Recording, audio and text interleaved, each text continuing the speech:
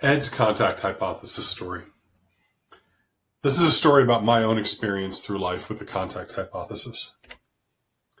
The contact hypothesis is a theory in psychology which suggests that prejudice and conflict between groups can be reduced if members of the groups interact with each other. I first learned about this idea over 20 years ago in college, in a psychology class all about social psychology and interactions. And the idea that simply getting to know people better and finding out what their life was like would reduce conflict and prejudice made sense to me and has really proven true in my life. I was born in Iowa, in a small rural town. And although the United States is often a very diverse place, and if you live in a city or if you live in just a more diverse area of the country, you'll see different communities.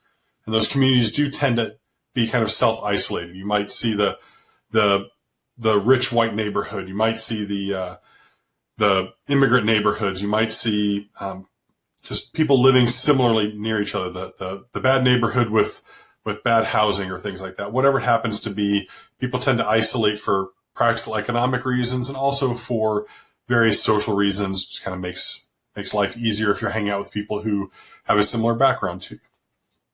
Now, for me, where I grew up was really homogenous.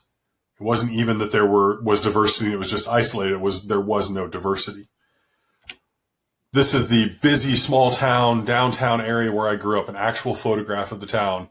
This really is the busy commercial downtown area.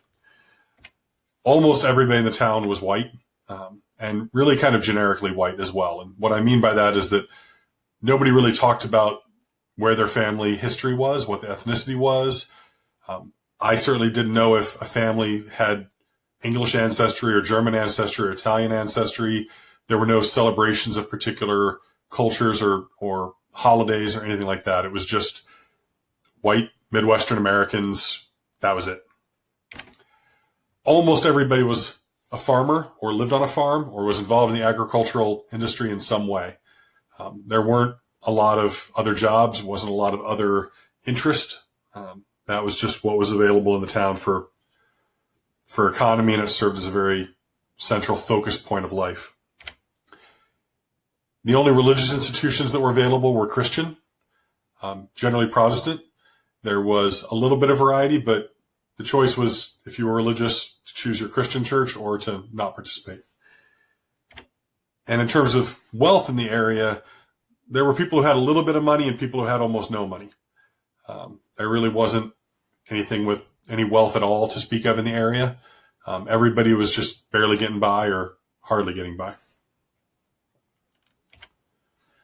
And when I turned 18, I went to college.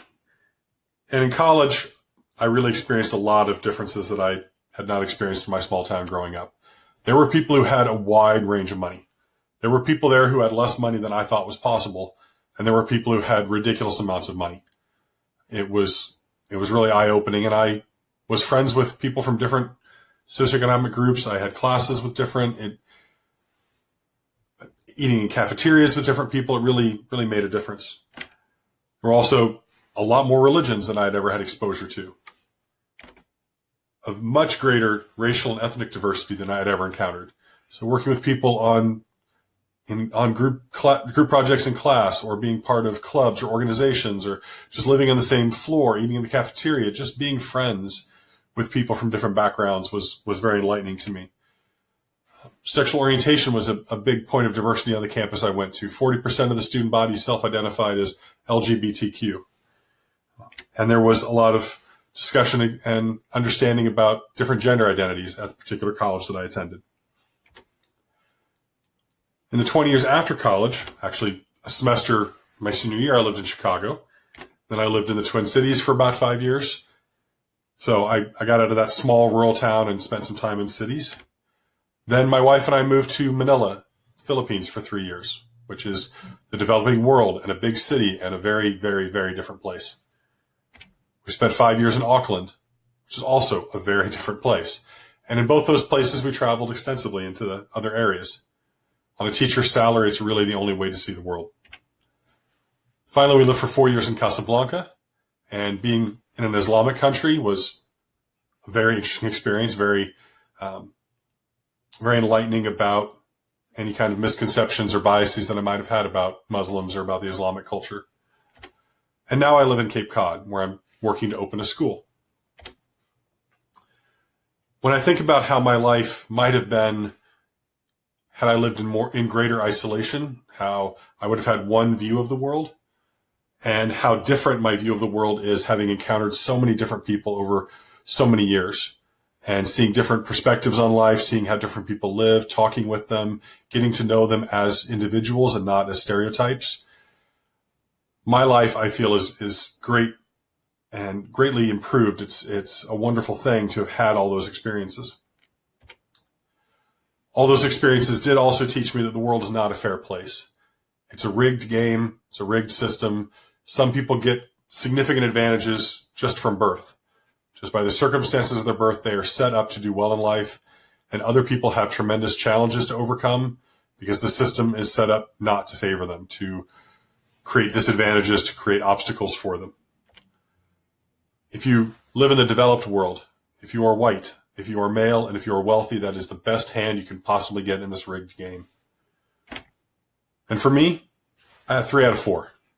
Now, I had the chance to grow up in the developed world, to get a really good education. I'm white, I'm male, I'm not wealthy. So it's a good hand, it's not the best hand. And I know those are my circumstances, and I've seen the circumstances that others have struggled with, and I would like to see those circumstances change. I'd like to see the game be less rigged. What I found is that Montessori education is an ace for anybody who gets it.